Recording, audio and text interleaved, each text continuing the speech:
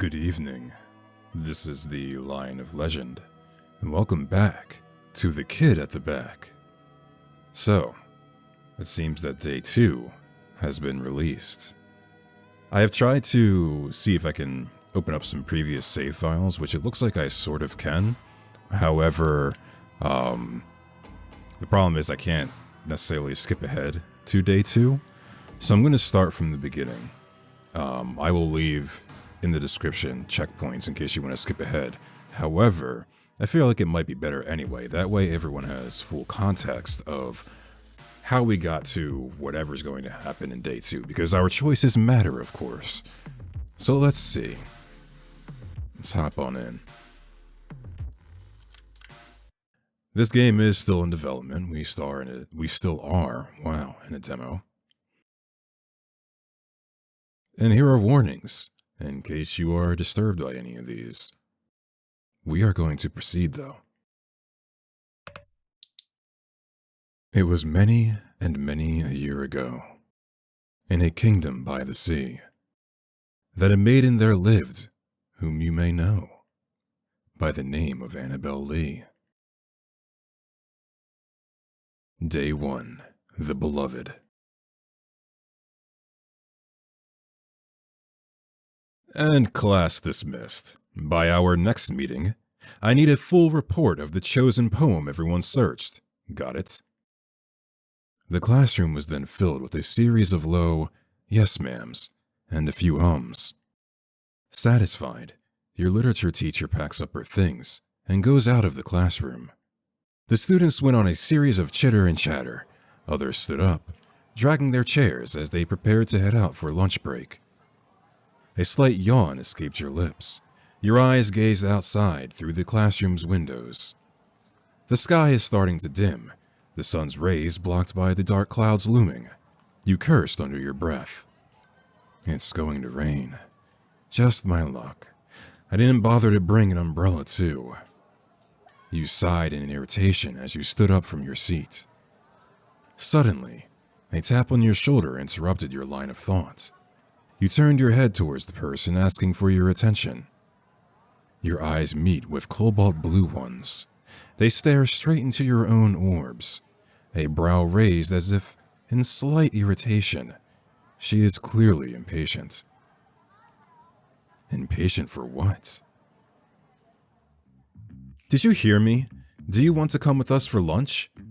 I mean, I know you don't really eat lunch and spend most of your time somewhere else, but you sure you're not going to eat? I mean, look at you. Your eye twitched from her words. You have no idea if that was out of concern for your well-being, or if she's trying to bring you down. Either way, it stung you. You wrapped your arms around yourself, your insecurity rising up to your throat, trying to suffocate you. Brittany. Just then, a new and familiar voice broke your inner turmoil. Oh, that's right. That's really insensitive of you. Imagine if someone else told you about how you look. Jericho Ichibod. Crow for short. The class representative, and one of your close friends. Heck, probably only one of your friends that you really admire. And maybe have a tiny crush on. Brittany only huffed and looked away from Crow's spiteful gaze as he turned his attention to you. Crow gives you a small smile while handing out something to you. You look down to see it. It was your ID. You dropped this, by the way. You grabbed your ID and looked down to see. Your name is... Your last name is... The ID shows my name, Lion of Legend, along with my pronouns. You looked at the ID one more time and double-checked if it's correct. Name, Lion of Legend. Pronouns, he, him. This is correct. You took your ID back from Crow and gave him a small thank you. He gave you a closed smile, muttering, "No problem," as he went back to Brittany's side, where the rest of his friends are. "So, are you coming with us or not?" Brittany said, clearly getting impatient by the second, her hand on her hip while waiting for your response. You then decided to. "We'll go with them." Brittany hummed a sound of content before turning her heel and heading towards the classroom's exit. In tow with her are 4 other people, one being Crow. Crow looks back at you by the door, waiting for you.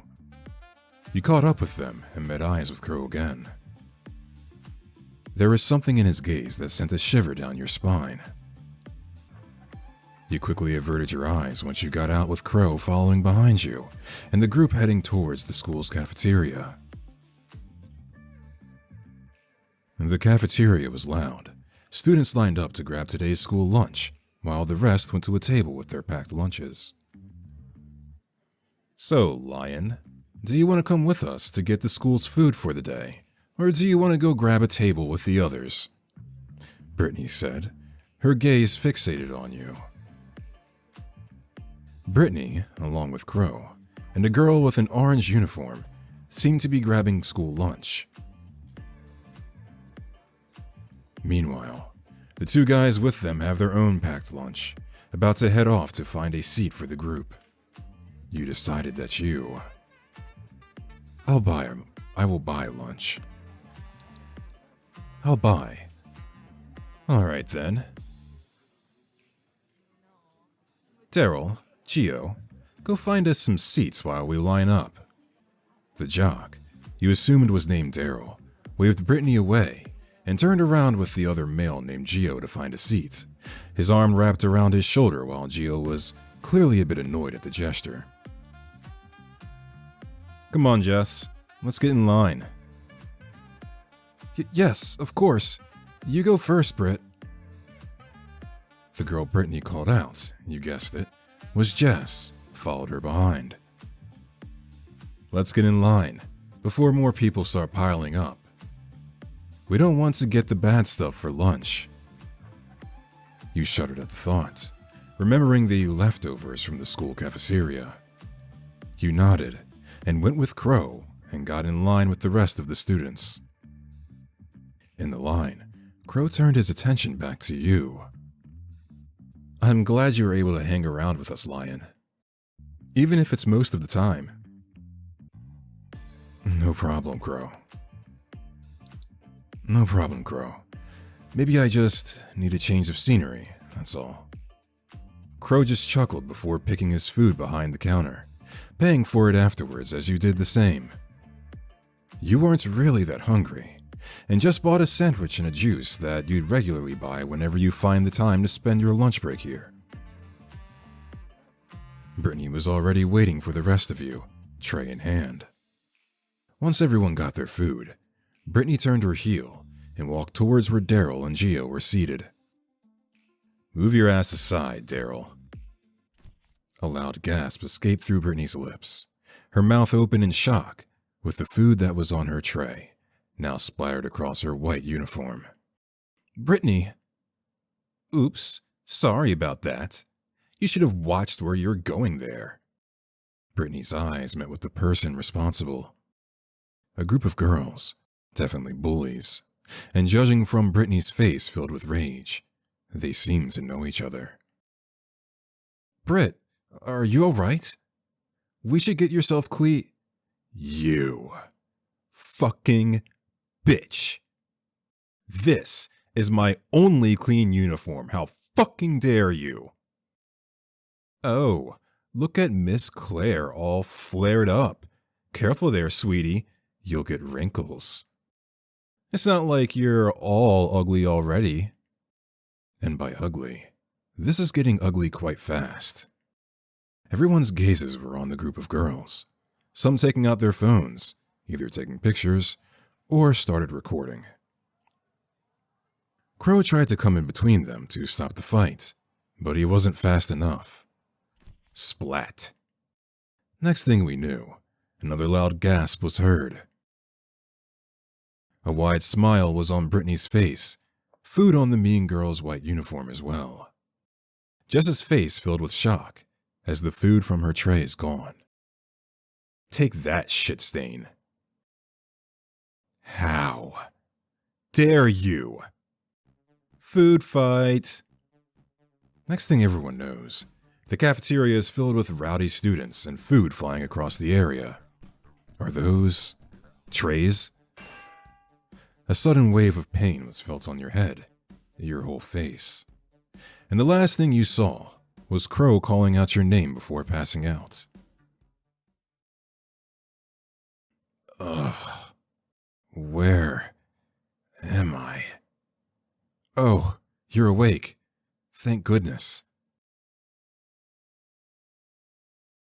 Crow? You tried to sit up, but the sudden pain that went through your head stopped you. Crow gently pushed you back down on what seems to be a bed before taking a seat beside it. The nurse already bandaged your head. Don't push yourself. Ugh, what happened?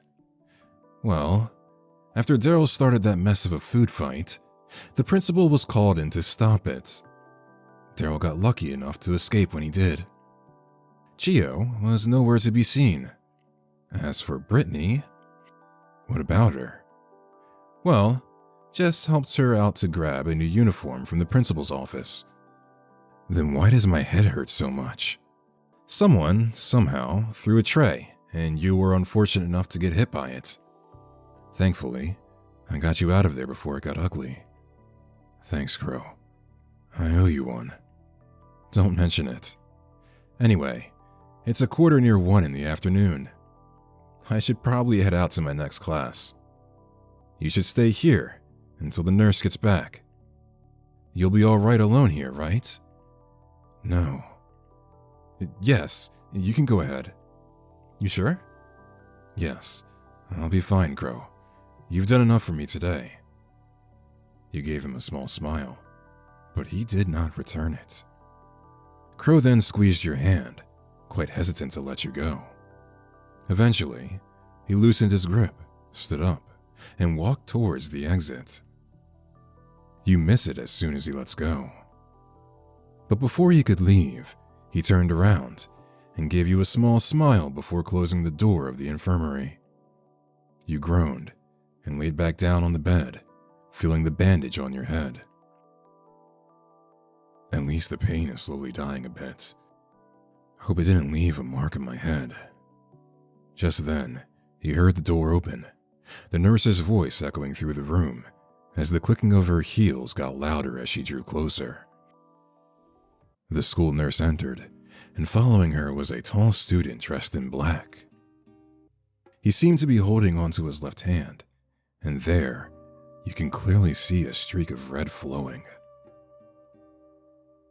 You should be thankful you didn't cut a vein. How were they able to get past with that pocket knife in the first place?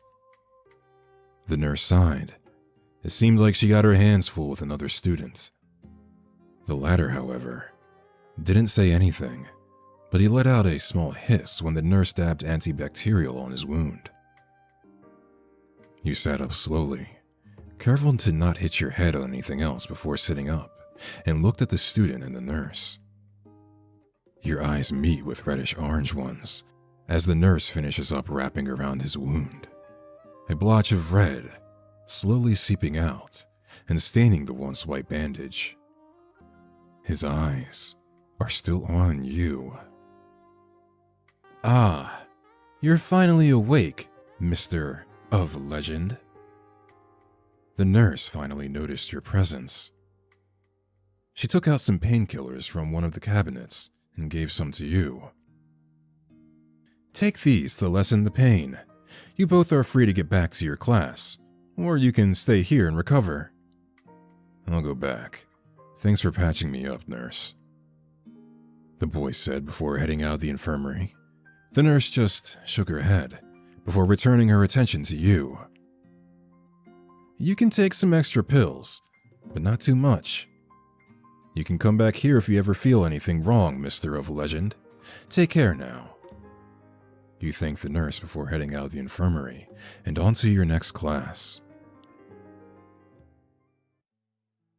You just barely made it to your next class, your professor already on his desk, and was slowly bringing out their tools for the lesson of the day. You looked around the room, paintbrushes by the shelves, the week's featured artwork with a few blank canvases hidden in a shelf. You looked around the classroom before your eyes landed on familiar red ones. It's the guy from the clinic. How come I just noticed his presence just now? Has he always been part of the same art class as me? And judging from his face, the bandage around his left hand doesn't seem to be much of a problem to him. You shook your head and took your seat. I'll be assigning each one with a partner to work with for the upcoming weeks. You and your partner will be doing 3 different artworks that need to be submitted by the deadline. Hope you all got a partner already by this time. Now, I want you all to go to your designated partners before I start explaining your tasks. Shit, you mumbled under your breath. This is what you get for not attending his class last time. You don't have a partner.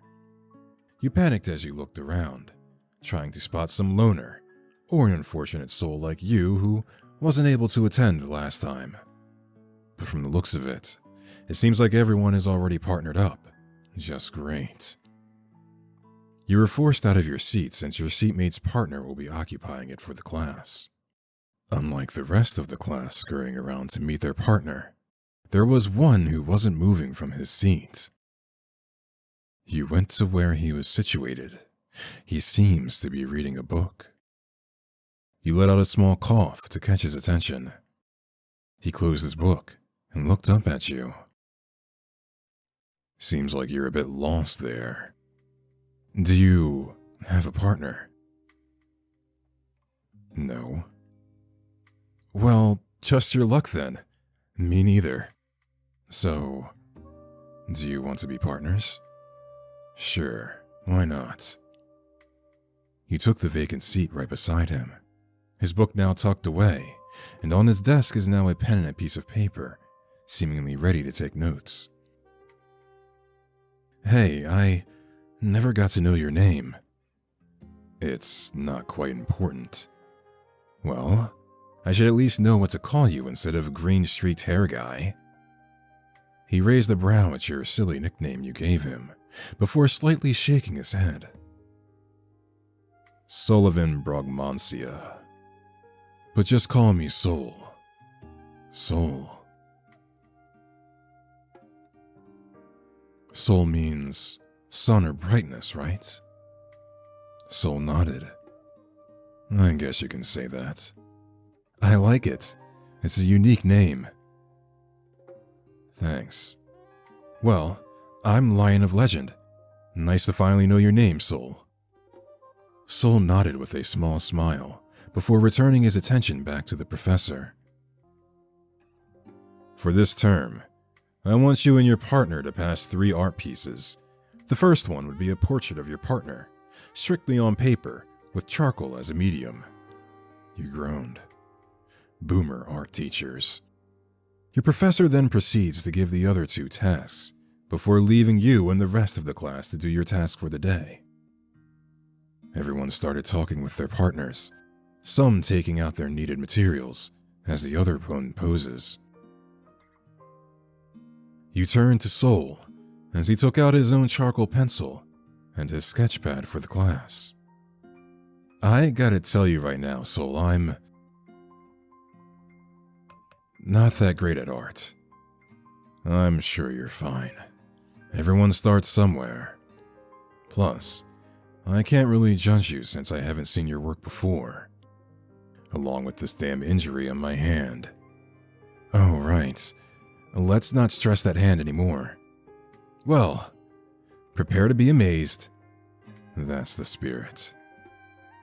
From the newfound determination and Soul's cheering, you took out your own sketch pad and charcoal pencil as you worked with his portrait. While you were sketching up, you can't help but avert your eyes on his bandaged hand from time to time. Seems you're quite curious to know what happened to this, huh? And you weren't slick with it either. You froze when he caught you red-handed, just like the red seeping out of his hand. You stopped drawing. Sorry, that was rude of me. It's fine. This is just the usual for me. I've gotten worse injuries than this. You raised a brow at that. Not the worse? If you don't mind me asking, what happened? He paused and averted his eyes, but opened up to speak. Nothing much. Was minding my own business, got assaulted. Had to defend myself. He talked as if it's another normal Monday for him. Your eyes furrowed. He noticed and chuckled. No need to worry about me. All that matters is that I'm still here. You didn't say anything, however. Continuing on with the drawing, your movement slow, and now refusing to look at his injured hand. This school is way more fucked up than I thought it would be. The bell rang, and sadly, you weren't done with his portrait yet. Can I see it? Wait. I mean, I'm not finished yet. I'll show it to you once I'm done with it. Plus, you still need to draw me once your injury gets better. You closed your sketchpad and fixed your things.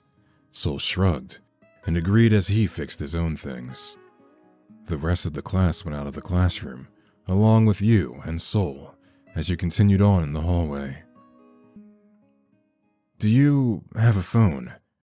We should exchange numbers and update each other so we can do the next 2 more tasks. Sol then takes out his own phone and asks for your number. You recite it out as he inputted it into his phone. Let me try to send you a message. You nodded and looked at your phone screen and saw a new notification from an unknown number. This must be Sol's. Sup. You type so differently from how you look. What's that supposed to mean? Nothing? You chuckled. He rolled his eyes. You're a good guy, Sol. How about we hang out again tomorrow? By your request, Sol's eyes widen in disbelief. He lets out a breath that he was somehow holding before sighing. Of course. I'll see you tomorrow then. You nodded and walked off, giving him a wave goodbye, him returning with his own small wave. As you walked through the hallway, your eyes caught on something on the nearby bulletin board. A poster was plastered on the large board. The Hallows Ball. Come enjoy the festive spirit of Hallows Eve. A Halloween party, huh? By the time you arrived at your small apartment, it was already past 5 p.m. You stretched out your arms and let out a small groan. You locked your doors and decided to just order takeout for dinner. You went to your living room and plopped down on the couch and took out your phone, scrolling through until a ping notified you of a new message.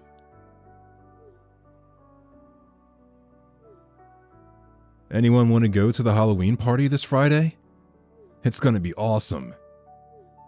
Aren't we a bit too old for costume parties? Is it required? You two are no fun at all. I won't go if it's not a school requirement, much less a waste of my time. Is it? No, it isn't. But it'll be a great and fun experience for all of us. I mean, we should loosen up a bit, you know? I agree with Crow. Count me in. Pass. I've got more important things to do than that party. Now, will you excuse me? I'll be doing my leftover tasks for tonight. Geo has gone offline. Sheesh, a stick in the mud as usual. How about you, Lion? Me? You joining? It'll be fun. You were honestly surprised they somehow remembered you. Checking your calendar through your phone, you didn't seem to have any plans in the near future, or plans at all. You'd like to just spend your time in your apartment alone. I mean, sure? That's great to hear. Crow seems happy about it. You giggled. This also reminds you of something. Or rather, someone. Opening another chat, you tapped in Soul's newly added contact and sent him a message by sending the image of the same poster Daryl sent. A Halloween party, hosted by the school. Yeah, I'm not quite into parties. Oh, well, that's alright, just asking, that's all. Wait, if you're coming, then I'm coming as well. Really? Really. Do you plan on dressing up? I don't know, do you? I mean, it's a costume party, so why not? I'll try to think of something then. You swear you can feel the smile behind those words. With a quick word of goodbye, you set your phone down when you heard your doorbell. That must be the food delivery. Afterwards, you ate your dinner and prepared yourself for bed. You thought of today and the events that occurred. And meeting Soul, of course. He's a really nice guy. It's a wonder how I never met him, despite sharing a single class with him. Oh well. You entered your bedroom, letting out a big yawn as you stretched your body. You turned to your laundry slowly piling up and scratch your head. We'll probably do laundry tomorrow. But for now, you plopped yourself on the soft cushions of your bed, getting into a comfortable position and slowly dozing off as you closed your eyes, embracing sleep as the night goes.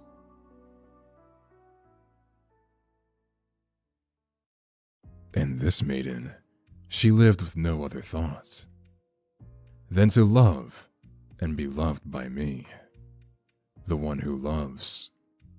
I was a child, she was a child, in this kingdom by the sea. Take 2, the kingdom. Quick intervening here. So we are actually already seeing differences from day 1 to day 2. There's been background changes. There's been icon updates in the cell phone conversation. And the biggest change so far is Soul is not beating his meat, at least not on screen. The sun setting by the horizon colors the grassy field into a deep golden orange as the wind made some strands of hair brush across your face. Your ever-beloved home, the tall grass, the fresh air, the various farm animals that you and your family raised since you were but a mere child.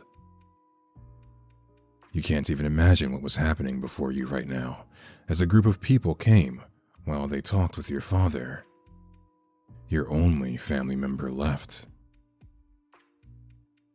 You see the distress in your father's eyes as he tries his best to negotiate with the people before him. The desperation in his voice, the sweat running down his neck as he moves around his hand, gesturing this and that. Please, just give me more time. I promise I can pay up. This is all we have left. I don't know where else to go if we lose this farmland. We've given you enough chances already, Mr. Lion of Legend. If you don't pay up your debt, we will take your land. The loud ringing of the school bell rang across the hallway, making you jerk out of your thoughts. Students came through their classroom doors. You feel someone shaking you awake. You sat up and met face to face with Crow. Well, good morning, Sleeping Beauty. You let out a yawn. You rubbed your eyes as you looked around. Your fellow classmates are now gone from their seats, as it is now lunchtime. What did I miss? Nothing important. Though, if you're having doubts, I can lend you my notes afterwards. Thanks, Crow. You're a lifesaver. Anything for you, Lion. You recalled the little dream you had. You quickly shake it off as you let out a stretch, popping a few joints before you got up and went out of your classroom with Crow in tow. You met up with your group of friends, seeing Daryl with Gio, and Crow waiting by the lockers, Brittany coming along behind them and Jess. You waved at them. Good noon to you all. Regards, Daryl. How was class? Boring and boring. So glad to be out of there. One more useless minor and I'll be out of here. Gio just shrugged, a hand in his hoodie pocket while the other on his phone. We got to at least do something in our major today though, which I'm glad about. More papers, but it was at least something. Enough about papers. So about the Halloween party, any ideas for a costume yet? As they talked with each other, at the corner of your eye, you noticed a familiar figure. It was Soul. He came out of a classroom, and another person came afterwards behind him, seemingly bored of his mind. We will begin saving more often. And we'll call Soul over. Without much thought, he walked to where Soul is as he almost immediately noticed you, a smile appearing on his face. His companion noticed this change in attitude and turned to you. Hi there. You're friends with Sonny? Sonny? Sonny!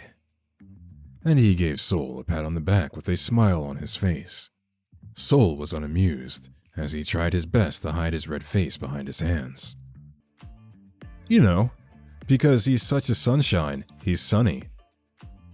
You giggled, looking over to Soul, his bright red face covered by his hand while looking away. Like a nickname.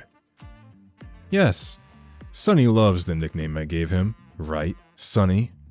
Soul didn't say anything. He just looked away and refused to meet your gaze. That's adorable. Hugo was a bit silent. He seemed to be analyzing your face, his head tilting slightly to the side, before a smile appeared on his face. You sure have taste, Sonny. He is very pretty like you said. Soul just gave him a dark look, telling him to not even try to go there. A blush escaped your cheeks at the gesture. Anyway, nice to meet you. My name's Hugo. I'm Soul's friend. Lion, a pleasure to meet you too. He shakes your hand with a smile on his face. Then, you hear a group of footsteps behind you. Hugo first noticed the group behind you as he raised his head to meet one of their gazes. There you are, Lion. You just ran off like that. I got kind of worried. You with these people, Lion? Oh, that's right. Sorry for running off like that. Yeah. Soul, Hugo, these are my friends. You turned your body to face Crow and the others, while your gaze is still fixed on the duo. Crow gives the two a smile and a small wave. Daryl came up first, extending his hand for one of the two to take. Nice to meet you. I'm Daryl, and if you haven't heard yet, I am the ace of our school's football club, he said with a smile. Hugo took his hand with a shake. Following up is Brittany, as she just stares at the hand on her hip, while Jess was twiddling her fingers as she stuck close to Brittany's side. Hey, how's it going? Hello. Between Brittany, Jess, and Daryl, it seems that only is the most enthusiastic out of all of them in this newfound friendship.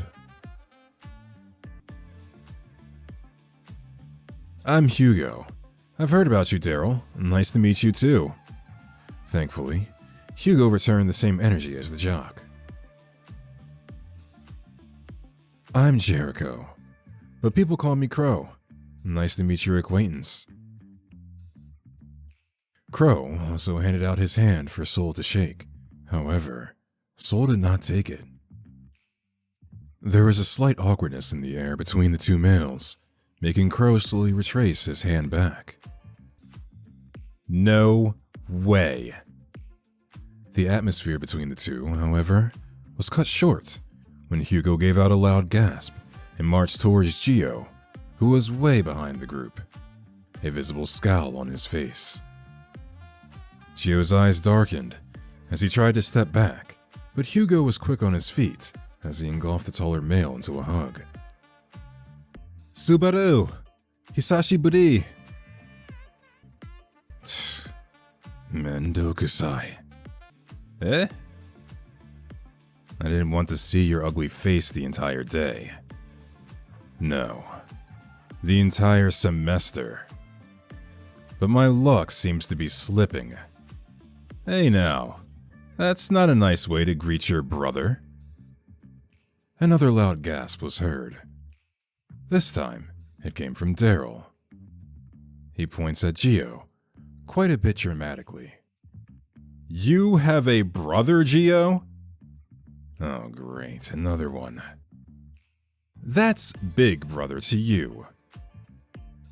Everyone's attention was now on the three of them. Brittany, seemingly amused by Gio's newfound dilemma. Crow just chuckled, while Jess was surprised as well. Oh, right. Hugo started, finally letting go of Gio, the said male cursing under his breath, as he composed himself and fixed his now ruffled hair as he walked towards you. We were actually going up to the rooftop for lunch today. We were hoping that you would like to come with us, he says, now standing beside Soul. Soul looks at you with anticipation. You. Well, we'll go with them. I mean, sure. Oh, but I need to tell the others first, if that's okay. Sure thing. Take your time. Thanking and excusing yourself from the duo, you turn to the group, specifically to Crow. Nervousness suddenly engulfed you as you tapped the blue-eyed male on the shoulder. Crow tilted his head and turned his full attention to you. Is it alright for me to come with them for today? I'm fine with it, Lion. Oh. He paused, as if suddenly remembering something. But you have to ask Brittany for that as well. Upon hearing her name, Brittany turned her head towards you. You noticed a basket around one of her arms. Brittany, however, didn't give you a chance to ask. You can go ahead, Lion. You can join us whenever you want to. She gives you a smile, surprising you a bit. Without further ado, you excuse yourself from the group before going with Soul and Hugo. Hugo gives you a smile. You turn to Soul. He gives you a smile of his own, his shoulders relaxed as if relieved. Let's go then. Hugo walked to his usual spot and got himself seated on a bench that you somehow never saw before. Soul followed, a large wrapped box in his hands that caught your interest. Let's see. We'll sit between them. You pointed to the box nestled in Soul's hands. Is that your lunch, Soul? You can say that. As Soul unwrapped the cloth, it shows you 3 bento boxes. He takes out the first bento box on top, before giving the other one to Hugo. Hugo happily accepted the box, uttering a small thank you to Soul before taking out his chopsticks. Hugo opens the container and lets out an awed sound. His eyes sparkling, drool slowly drops down at the corner of his lips. You actually listened, and... Did you cut these tiny sausages into octopuses? Keep your voice down. It's ringing in my ear. Wait, I need to take a picture of it.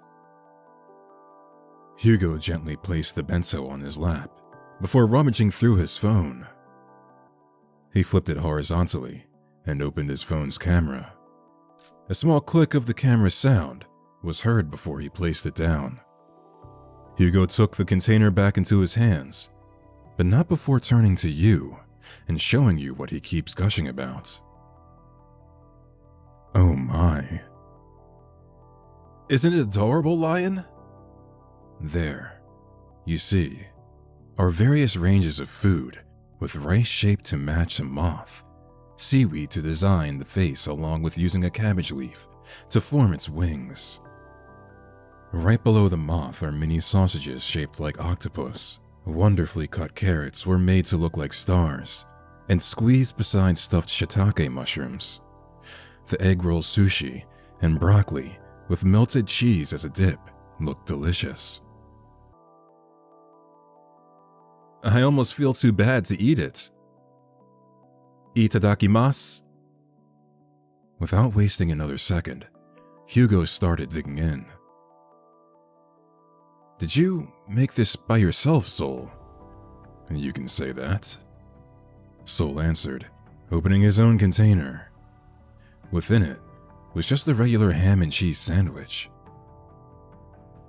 He took out one piece, but before he could take a bite, he turned to you. Have you eaten, Lion? Well, we haven't eaten just yet. Soul's eyes went wide, and Hugo gave you a look. Before you knew it, Soul took out another box, the last bento box, before giving it to you. You can have this. It's an extra. Why do you have an extra? I didn't like how this looked, but I figured I can let Hugo finish it. It's a waste of ingredients. Ah, you don't have to, Soul, really. No, I insist. Oh, for fuck's sake, just eat the same box. Hugo clearly had enough of the back and forth banter, suggested before continuing on his box. Soul hesitated at first. He eventually took out a spoon and fork and handed out one for you.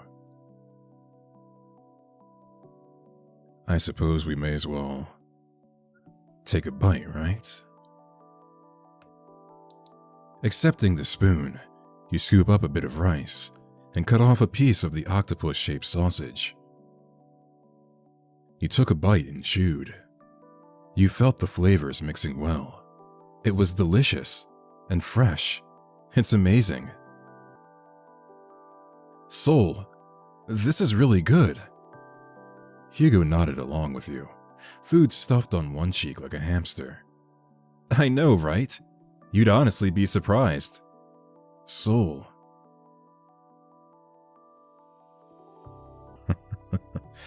You would make a great house husband. Soul's eyes widened at your declaration. You really think so? I really do think so. Do you... Soul is definitely house husband material, Lion. He can cook, he can clean, he can do anything. I'd rather not be your own personal butler. That was a compliment. The two banter, but you couldn't help looking at Soul. His eyes have a hint of sparkle in it. It seemed brighter.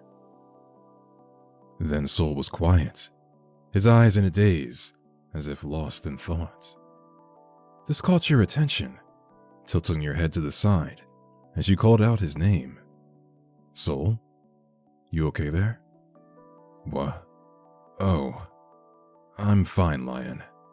Perfectly fine. But there was hesitation in his voice. Like him.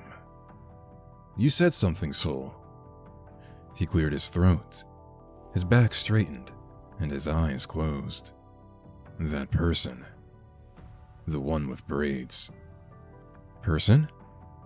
Does he mean Crow? You mean Crow? For a split second, his gaze darkened. Yeah, him. Can I ask you something? This confused you a bit. What made him interested all of a sudden?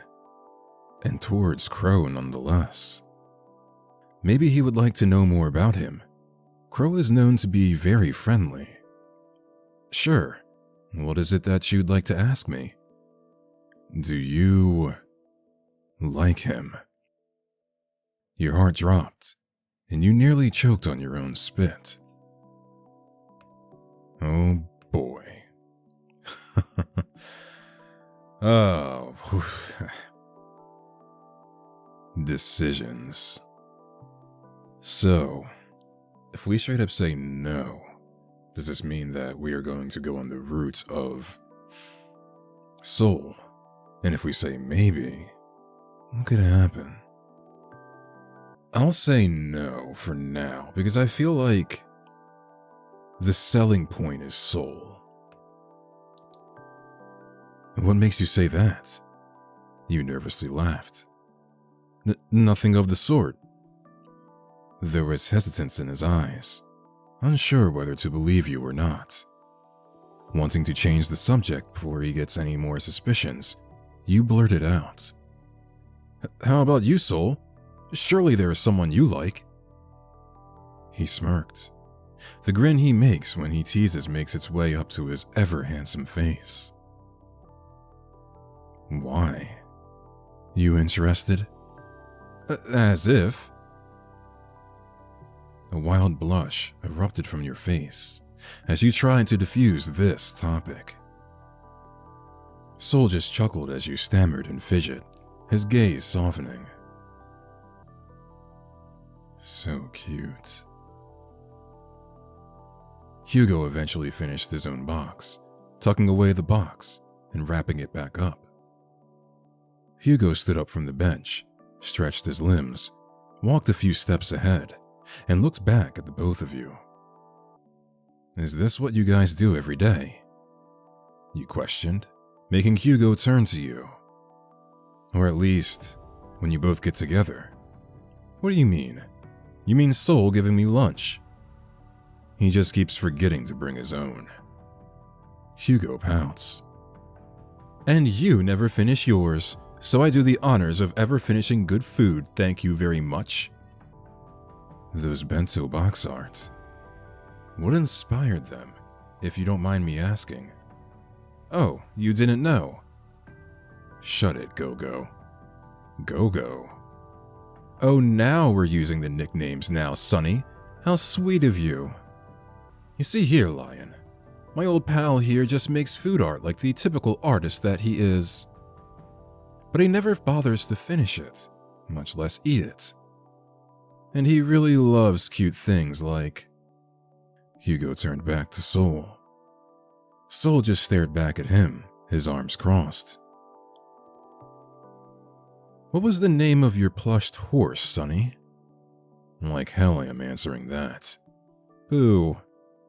He owns a plush horse? Soul owns plushies. By now, Soul's face is beet red as he ties the bento boxes back up. He stood up from his seat before going over to where Hugo was. You stood up as well and followed along the duo. That's so cute. You keep surprising me more and more, Soul. He said nothing as he fixed his choker, the red going up to his ears at your compliment.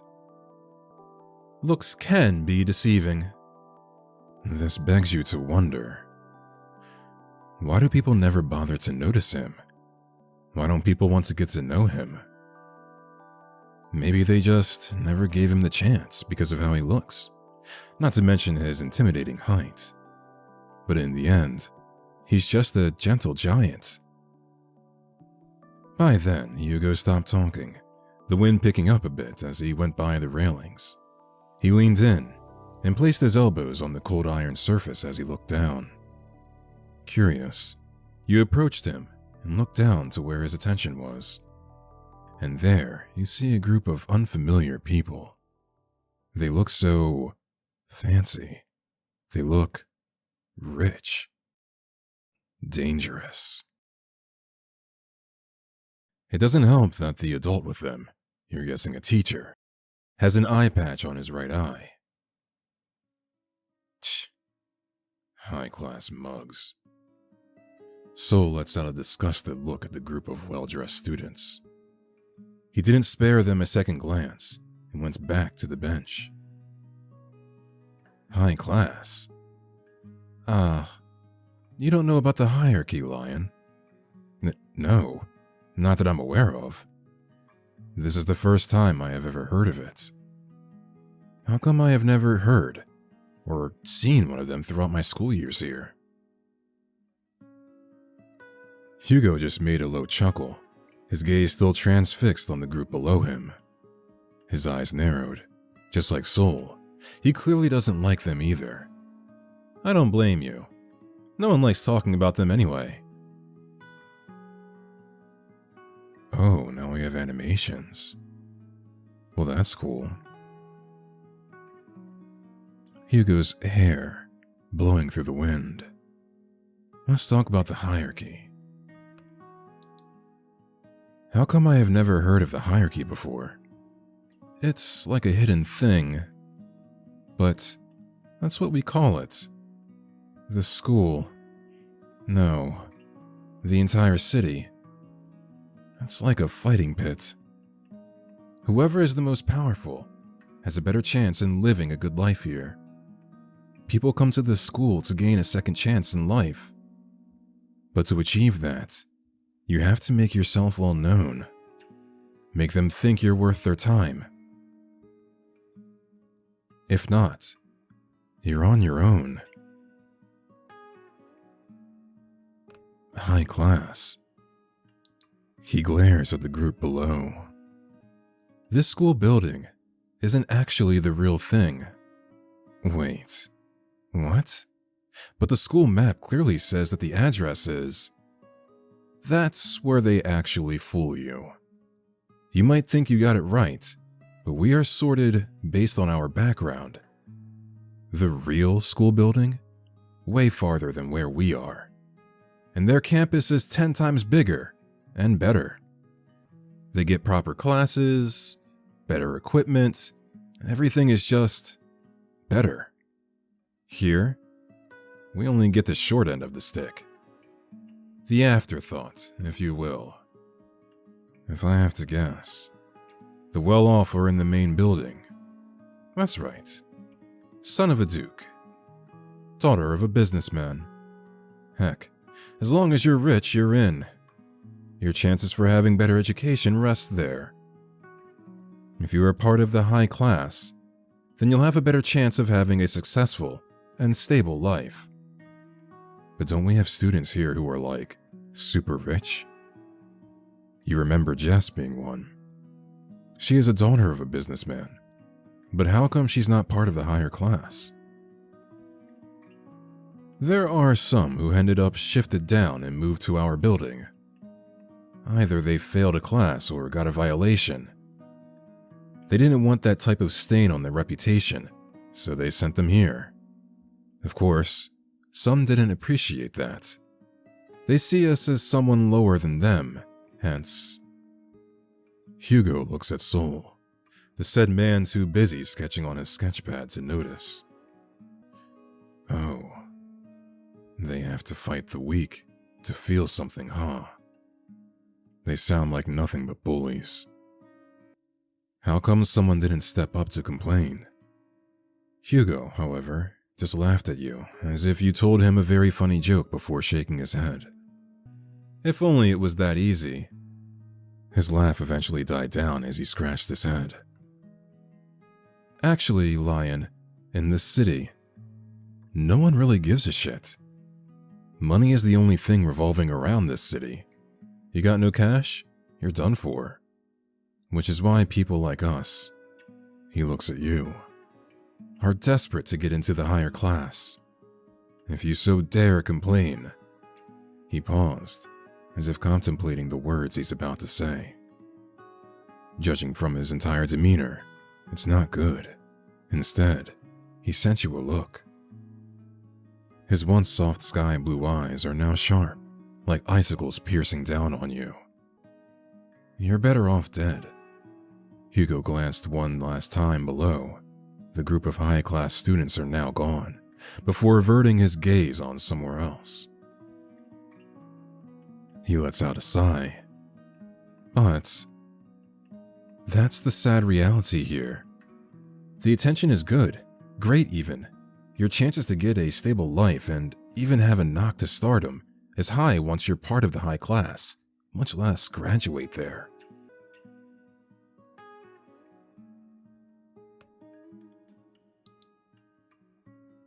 This city is corrupted, he muttered under his breath. Which makes me question, Lion. How were you able to get in the city? No, the better question is, why did you enroll in this school? If you don't mind me asking, that is. You're clearly not from here. And that, he was right. Your eyes widen at the words that the well-dressed man said. No, I refuse. Lion, you're not taking me from this farm, my home. You cut your father's words off, marching towards the tall man with loud and heavy footsteps. The tall man, however, raised a brow at you, raising his hand to halt his men. His deep magenta eyes then turned to look straight in your eyes. It sent a chill down your spine. Well then, little mister, how about this? If you manage to pay off your debt for the next 5 years, I'll let you off the hook and let you keep your land. 5 years? You can handle that. Maybe working 3 jobs would do it for you. He tutted, waving a finger in front of your face. He looks down at you, reminding you of your place. A mischievous smile appears on his handsome features. But I have some conditions you have to meet. You went silent. Your heart starts pounding in your chest as you kept eye contact with his sharp magenta orbs. I want you to stay in the city. The city? But we can't even afford to take him to college. What more the city? Your father interrupted. The man's eyes moved sideways to meet his figure still fixed on you. No need to worry. He'll be under my jurisdiction, of course. I'll provide for his education and a place to stay. The tall man lets out a laugh, his head thrown a bit back as if he just heard a funny joke. See, I'm not that cruel. His eyes return to you. However, in return, I want you to pay off your debt. I don't care what methods. A dark smile appeared on his face. It sent a shiver down your spine. Legal or illegal, as long as you reach the amount. If not, well, you can say goodbye to your little farmland. He says that, but there is a gleam in his eye that is telling you that that's not all. But he did not elaborate any further. You bit your lip. You turned to look at your father. His eyes were clearly telling you to decline. There was something about this man that screams dangerous. But you were too desperate to not lose your home, your only home. So, what do you say, Lion? The tall man's gaze still fixed on you, waiting for your answer. Do you accept? You recall the aftermath of your dream this morning, a sour look on your face as you bit your lip. Hugo takes notice of this. He paused for a bit, trying to read your gloomy expression. Let me guess. It's something you can't avoid. I honestly don't know. My father never really disclosed as to why we were in debt. But I was so desperate to not lose my only home. I need to make it up to the higher class, no matter what. 3 jobs isn't cutting off the way I want it to be. I'm running out of time. This is my last year in this cursed university, and I'm barely making any progress. Hugo's eyes are still on you. You realized you haven't answered his question yet. My family owns a business. You finally speak, making Hugo perk up his eyebrows in curiosity. What sort of business does your family have? Oh, well, we own a few farms. Sounds nice. I'd love to be out in the city once in a while. You gave him a small smile. Yeah, some might say it's boring, but it's not. You get to pet horses and cows. Wow, you should really invite Sol over then if ever. The guy loves horses. But that means you're a long way from home. Don't you miss it? A little bit. That's alright. It's normal to feel a little homesick. I heard great things about this city, about this school. Hugo remained quiet, listening to you as you went on. If I can manage to come on top, and maybe part of the higher class like you said, then I can maybe save my family's farm. Hugo's arms are now crossed. He didn't say anything as he looked at you. He lets out a chuckle. You remind me of him. Like him. Ah, I'm rambling, don't mind me.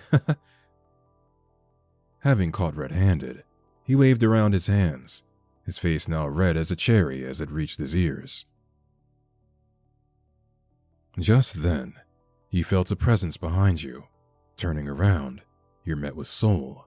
His glare is stingy and directed at Hugo. The shorter male, however, didn't mind it, probably used to it. It's almost time. We should head back. Alright, alright. With nothing else to do, the three of you left the rooftop. As you were walking down the stairs, however, you felt your foot slip off. You missed a step. Lion! Thankfully, Sol grabbed your waist before you could fall off the stairs as he steadied you. Whoa! You alright there, Lion? Yeah, thank you, Sol. Be careful next time.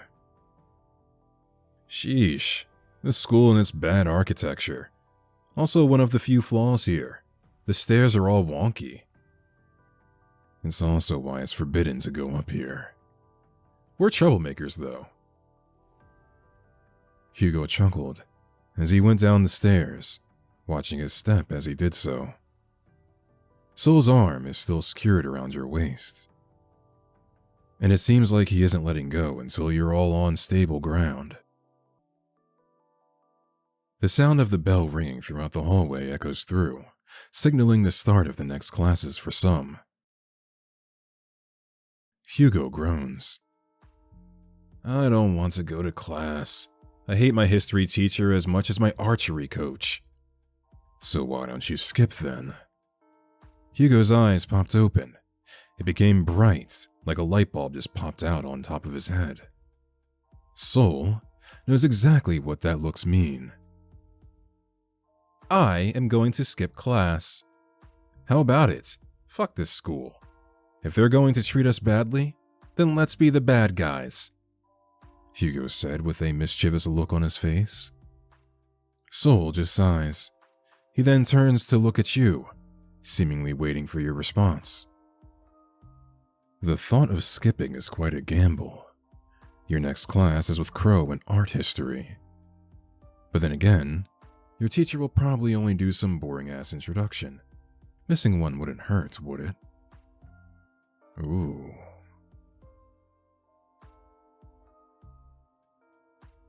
We can be naughty for a day, right, everybody? Hugo lets out a small cheer and gives you a thumbs up.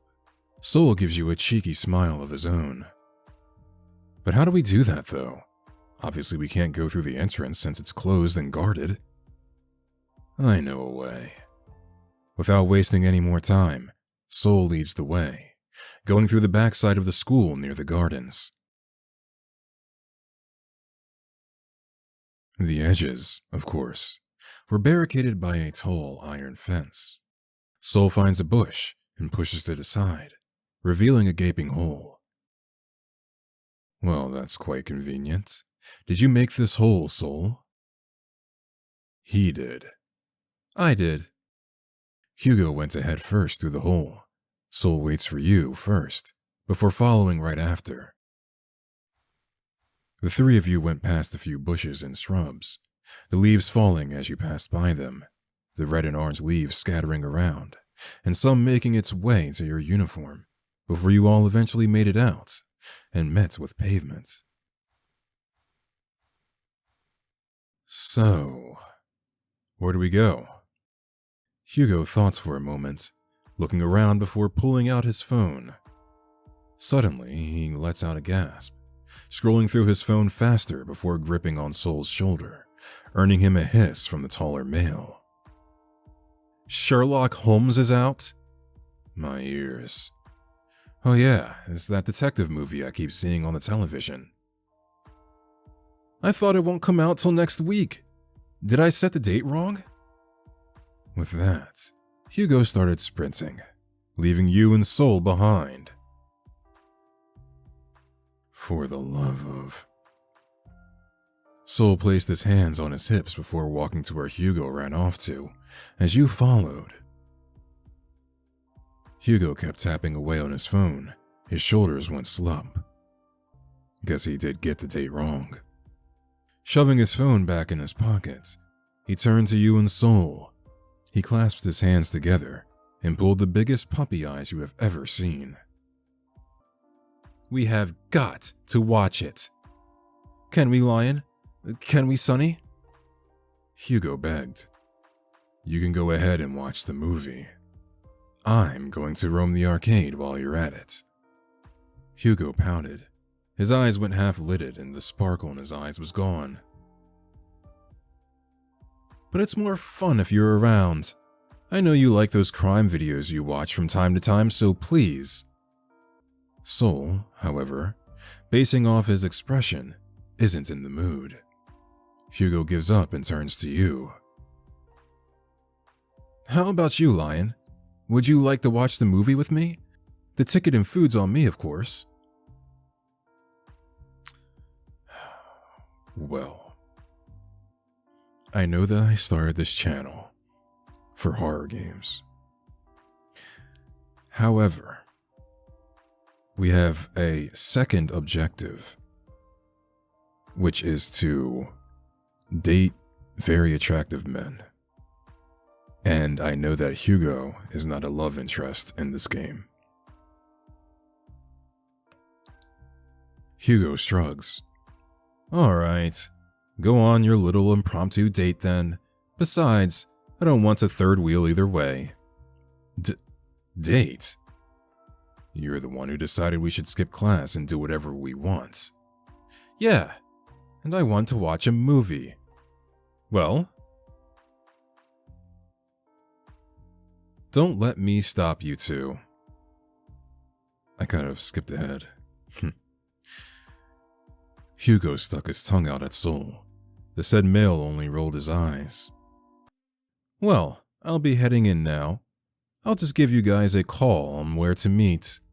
Sure. You and Hugo parted ways. He gave you both a wave before heading in a different direction. Soul turns to you. Should we get going, Lion? Of course. The flashing neon lights of the arcade's exterior light your way. The sound of each arcade machine reaching your ears. I have never been here before. Is this place new? Not really. It's just hidden within the city. I see. Do you get out a lot, Soul? You seem to know places. I know places because I get my ass dragged by Hugo. Is that so? You laughed. Soul just shrugged as he shook his head. He takes out a few coins from his pocket before handing it to you. They were tokens. So, which one are you going for first? Wow, you came in prepared. As always. Come on. Soul holds out his hand and you accepted it. He held it tight with a light squeeze as you and him roam around the arcade. You and Soul went and played multiple arcade games. Some you win, and some he does. But you often get the feeling he lets you win for the sake of you winning. Come on, Soul.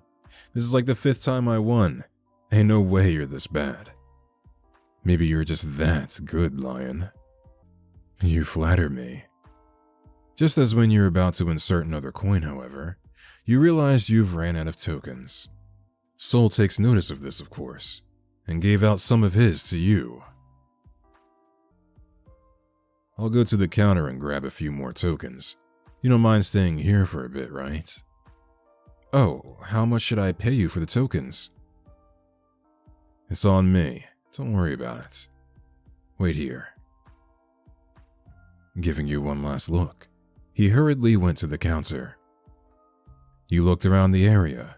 The dinging sounds from various machines filled the arcade. From the corner of your eye, you spot a claw machine.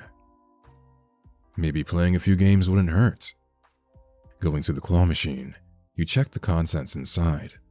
A cat plushie, a Shiba Inu plushie, and a horse plushie. And they all look so cute. Which one should I try to win? Let me think. Well, we know that Soul likes horses, so... You remember how Soul likes horses. Maybe you can try to win one for him. These are his tokens after all. You took out some of the tokens Soul gave to you and inserted one in the coin slot. The machine whirs to life as you take the joystick on your left hand while hovering the red button on your right. You were focused, eyeing the claw in its position, trying to align it with the horse plush. The claw takes hold of the plush. Your eyes widen as you cross your fingers, hoping it catches it. But you were interrupted with a sudden smack to your ass. You jerked and turned around. What the fuck? Well, what do we have here? You turned around and met with a tall figure, a cocky smirk on his face. He looks well off, like those typical spoiled rich kids you see in movies. His hair, a bit tousled with 2 men, you assume are his bodyguards, beside him. He reeks of tobacco, making you gag. You said nothing, but tried to move away from his sight, but you were stopped by another tall figure. You were guessing he's with this asshole. Now where do you think you're going there, sweetheart? You alone? Yes, and I would pretty much prefer to be alone. The man, however, did not listen. Why don't you come with me and I'll show you how these games are played? He raised his hand to reach your shoulders. Before he could touch you, however, you kicked him between the legs. He doubled over and clenched his lower region, a groan escaping his lips. His goons were taken aback and rushed to help him. Now's my chance. Don't let him get away. Multiple heavy footsteps were coming after you as you ran. You turned every corner you can, trying to make them lose you. But 3 against 1 is not a good matchup. Anyone, please, someone help me. You pleaded, but the multiple sound effects and music from each machine within the arcade drowned your pleas. You cursed under your breath as you focused on running. All you can think about at that moment is to get out. You managed to get out of the arcade, but you can still clearly hear the man and his goons on your trail. You looked around, and you found a few toilet stalls. You rushed towards it and got in a stall, hurriedly opening and locking it as soon as you got in. The place stinks, but you didn't give it another thought as the beating of your heart rings through your ears. Tears filling up the corners of your eyes. You hear footsteps. Find him, the man's voice echoed. You tried to think of something, and you thought of calling Soul. You quickly took out your phone. No signal. Are you for real right now? You can hear how aggressive they tore open each stall. They creep closer and closer to where you are. Anyone, please. Here you are. No, please. You've been a very bad boy, but don't worry. You can make it up to me by doing me a favor. Fuck you and your favors. I've been kind to you, but it seems you want to do it the hard way. He forcefully grabbed the edge of your uniform. Your eyes went wide as your fingers went cold. You quickly grab hold of his wrist as you try to push him away. He's too strong. He forcefully lifts up your uniform, revealing your stomach to him. You're going to give me a good time, little mister. Boys, hold him down. No, fuck off. Let me go. The tears that were hanging by finally fell down your cheeks as you tried to stop him from going any further.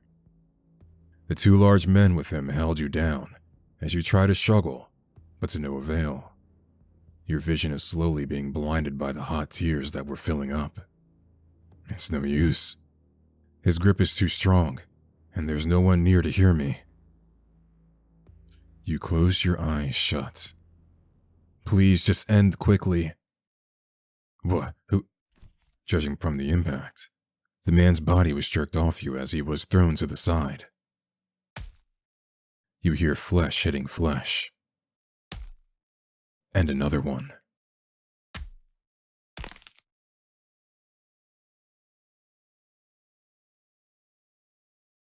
That's enough, Soul.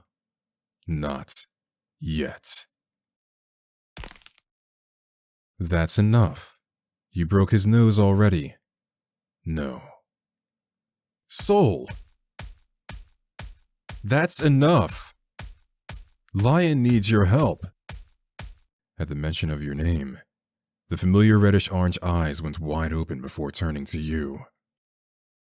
Soul quickly went to your side, his eyes wide with shock before crouching down and giving you a hug, his shoulders shaking as he embraces you.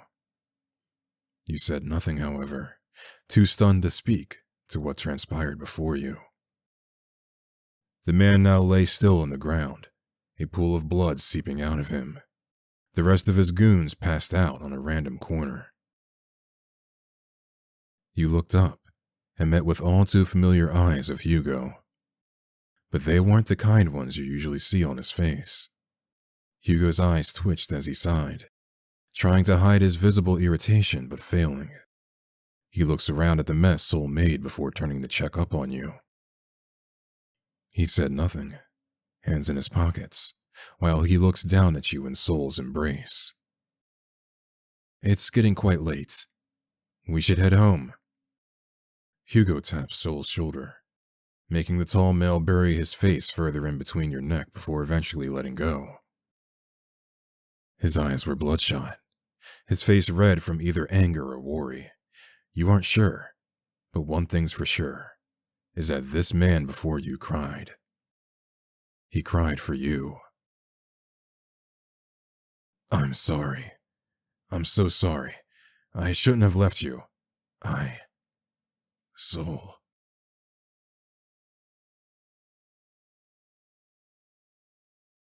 Thank you for saving me.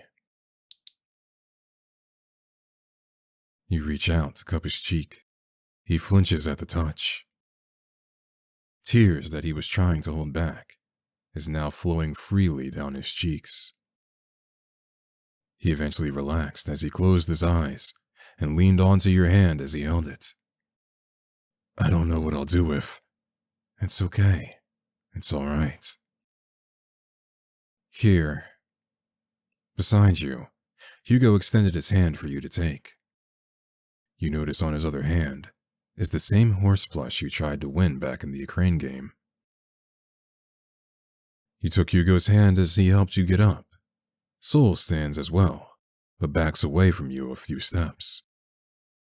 We should head back home. It's quite late after all. Both you and Soul didn't say anything but nod along. Hugo gives both of you a smile before walking away. Soul kept a firm hold of your hand, seemingly afraid to let you go. Hugo lets out a sigh. I guess we can't get in that arcade anymore. Those guys might come back to teach us a lesson. If they ever come back, I'll give them more than just a broken nose. You're pretty scary right now, Soul. Good. I'd like to keep it that way. Hugo shakes his head. He rummaged through his pockets before handing Soul something. You didn't quite see what it was, but judging on the scowl on Soul's face, he doesn't like it. I told you these don't work anymore. It's because you weren't taking it, you fool. Now take it tonight. Soul grumbled like a child who got scolded before taking whatever Hugo gave to him, and tucked it in his pockets. Anyway, your place is just around this corner. You should head back as soon as possible. I'll be taking Lion home. Soul's eyes narrowed, from holding your hand to wrapping his arms around yours in a possessive hold as he leaned closer while still glaring at Hugo. No, I can walk him home. Clearly, you're not in a good condition to fight again. I can fight again. There was something in Hugo's eyes that made your blood cold. The usual happy-go-lucky expression he had on his face was gone. Looking back at Soul, he seems unfazed at it, as if challenging him. Hugo's right, Soul. You look beaten up. But Lion, at least he knows his limits. Soul says nothing but clenches his fist. You notice the few red marks on his knuckles. Your eyes furrowed. I'm fine, Lion. Soul tries to reassure you. You shook your head no. Well, for me you aren't.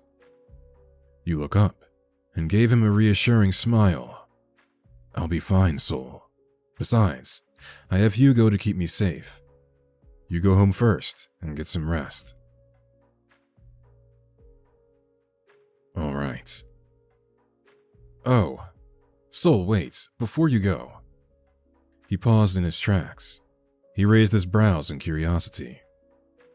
Holding the stuffed toy horse in your arms, you gently hand it over to him, catching him by surprise. Soul, however, shook his head no, and gave back the horse to you, his hands wrapped around your hands as you hold the toy horse. You won that. Plus, I don't deserve it. Not after that. But I won it for you. Consider this as your reward for saving me. Soul stares at you in disbelief, from your face to the stuffed horse in your hands. His hands were shaking as he takes the toy horse from your hands, brushing your fingers, making him quiver, shiver. I'll take care of it, Lion. I swear to you. He squeezed your hands, too hesitant to let go, before his hold eventually slipped as he lets go. With that, Soul takes his leave. He walks backwards, his eyes still on you, making sure you're in his sight before properly walking front. Hugo sighs. You turn to face him. Well, ain't he a charmer? Is it working? You raised a brow at his question. Working what? Charming you, obviously. Don't worry, this is a secret between you and me. He says with a finger on his lips and a wink. You blushed. He's nice. I owe him my life after that. And? You chuckled, thinking about the long-haired male. He is handsome, I'll admit that. Uh-huh. What's with that smirk on your face? Oh, nothing. Before you could retaliate with a question, his gaze softened, taking you a bit aback as he looked down on the pavement below, kicking a pebble. Have you ever liked someone, Lion? What's with this sudden question? Just answer.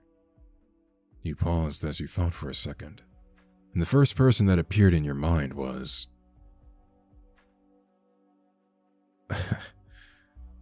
Alright, I feel pretty committed in making this the sole route, so... Sorry, Crow fans, we'll get to him later. You thought of Soul. How he protected you. How he didn't hesitate to beat those guys down. The pure terror in his eyes. How worried he was. You couldn't get it out of your head. He's been an amazing friend. Even if he did beat up those guys. Non-stop. Is it a red flag? Maybe. Do you care? Maybe not. A smile made its way to your face, and it was enough of a confirmation for Hugo. Eventually, you arrived at the door of your apartment. You thanked Hugo for accompanying you. He gives you a smile, rubbing the back of his head. I'll see you tomorrow, Lion. Sorry the day didn't go well. It's okay, Hugo, but we're going to have a proper plan next time. Of course. Hugo nodded. He turned his heel, his back facing you, ready to leave. But he remained still on his spot. Lion. Yes? Be careful walking late at night, okay? You paused, turning your head slightly at him. There has been multiple cases of missing people lately. I suggest you go home with someone. Anyone. Just don't go alone, all right? I understand. Missing people? When did that happen? No. When did it start? Oh, and one last thing, Lion. He turned his head around as he looks at your confused face, his eyes soft, but the light against them seems like he's giving you a warning. Take care of Soul for me, okay? And with that, he left. You entered your apartment, the lights dim as you groaned, searching for the light switch. Much better. You nod in approval before heading to your kitchen. You open your fridge and started rummaging around for something to eat. You sigh as nothing good besides the leftovers from yesterday's dinner. You shrugged, deciding to heat this one up after you set your things done. Things done, things down? You don't really feel like cooking or ordering either. You sighed as you closed the door to your fridge as you made your way to your room. You place your school bag near your desk as you take your seat, skimming through the notes you've taken for the day as you wrote down needed notes. You clicked your tongue as you tapped your blank notebook with the tip of your pen. Going on with your silent staring contest with the blank paper before you, you let out a groan. Deciding to do work later, you closed your notebook and stood up. You turned to your window, noticing it being slightly ajar. That's weird. I thought I closed this. You went near it to close it shut, but was met with a now broken lock. You cursed. I thought I already replaced this 2 days ago. Maybe I shouldn't buy my locks online. You let out a groan as you left it alone and went out of your room and into your living room. Your TV blared as you munch on some leftovers you got from the fridge, a movie currently playing as you kept your eyes on the protagonist. If you recall correctly, it's one of those films Jess keeps talking about, starring her favorite lead actor. You kind of get what she was gushing about. The lead does look attractive. Blonde, wavy hair, with sharp eyes with eyes as pink as fuchsia. And you still can't remember the actor's name. You took out your phone as you start to search up the name of the actor, when it suddenly changed, and instead of the blonde actor on the screen, a report comes instead with a banner below. Another missing person case. Is this what Hugo was talking about? A shiver went up your spine, remembering the broken lock of your window back in your bedroom. Nuh-uh. Not tonight, Lion. No scary thoughts for tonight. Turning off the TV, you went to your kitchen to grab something to drink. You opened your fridge, feeling the cold air hitting your face as you rummaged through. Taking out a pitcher of orange juice, you take a glass from your cupboards as you pour the juice to the last drop, taking a sip from it. You check the clock on the wall. 9:30 p.m. That late already, huh? You checked your front door and windows, seeing everything locked before grabbing your glass and finishing the last drops of the orange juice before heading back to your bedroom.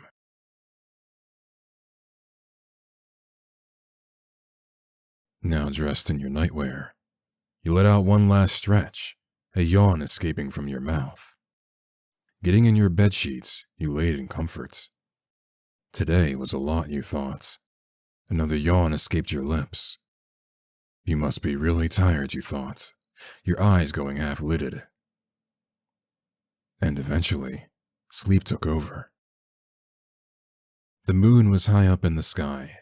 The night is quiet, save for a few late-night cars, but that is not enough to wake the sleeping residents.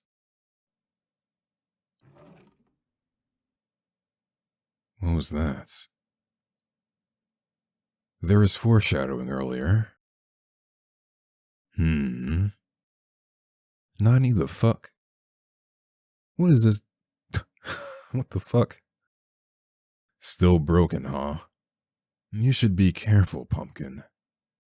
Clad in all black with a mask of the same color adorning his face, he slowly makes his way next to the sleeping figure. His reddish eyes bright, filled with adoring love.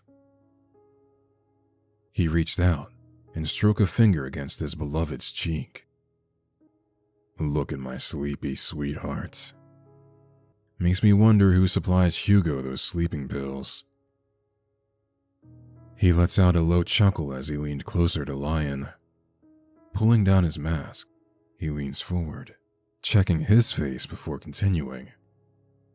He buries his face at the dip of his shoulders as he leaves a peck. He takes a deep inhale. He shakes as if he took a whiff of a dangerous and addictive drug. His eyes bright as he examines every feature of his soulmate's face as he gives Lion's cheek a kiss. Fuck. You smell so good. Pardon me. He lifted his arm and watched as it flops down on. Deep in sleep, like Sleeping Beauty. He nibbles his neck, earning him a soft whimper from the sleeping individual. He just chuckled. Quite ticklish, aren't you? And he kept going. He kissed and lapped on the same spot to the point a mark started to form. Those filthy scums think they could touch you. His eyes slanted in anger. His grip on the edge of the bed tightens as he wrinkles the sheets. His breathing heavy. You're mine. No one else. You belong to me. If I ever see those bastards again, I'll kill them. Tucking a loose strand away from Lion's face, he gives him a cheek on the forehead before landing another one on the corner of Lion's lips. A shiver ran down his spine at the contact. And as much as he would like to stay a bit longer, his time is due. He backs away as he covered his face once again with the face mask. He walked towards the ajar window, turning back one last time.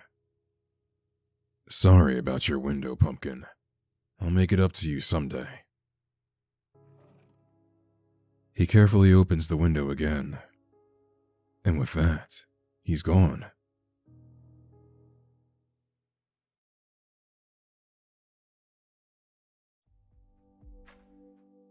What the fuck? Oh, man. Okay. So, for those who did not watch my first playthrough of day 1, which I will link in the description in case you are curious about that. There is a scene in the end of the game where Soul is, well, as I referenced earlier in the video, pleasing himself to the thought of the main character, in this case being Lion. Very interesting voicing I had to do there, but I digress. I was cool with that. You know what? Fine. As people will say, you are a reason for someone to masturbate, right? What I did not expect was breaking and entering. So, I don't know. I don't know if I should be following this path of romancing Soul. I think breaking and entering may be a solid red flag. Maybe Crow is the better choice. But that being said, I did enjoy day 2. So, well, let's see what else. Is there any additional text? As of March 11th, 2024, Fantasia, me, being the dev I imagine, will be taking a break from developing in hopes of finishing my current internship. Ah, okay. But rest assured, I'll be back to work once I'm free, and I'll be in my Twitter account for the time being. Thank you once again, and I hope you enjoyed this update. Hope to see you soon. Okay, so it has some of the artwork I got from the first chapter in here. So this is cool. Okay, so clearly there's save carryover to some extent. But obviously I still have some work to do. So I'm going to have to come back in here and do more options similar to my last playthrough. And of course, go down the romance route with Crow, who seems to be probably the better choice. I guess we'll just have to wait and see. But I did enjoy this entry, and I look forward to more entries in this story once Fantasia completes their internship. That being said, if you like this video, I would greatly appreciate if you left a comment, liked the video, subscribed, perhaps shared the video out. And until next time, y'all have a great night, because I'll see you in the next video.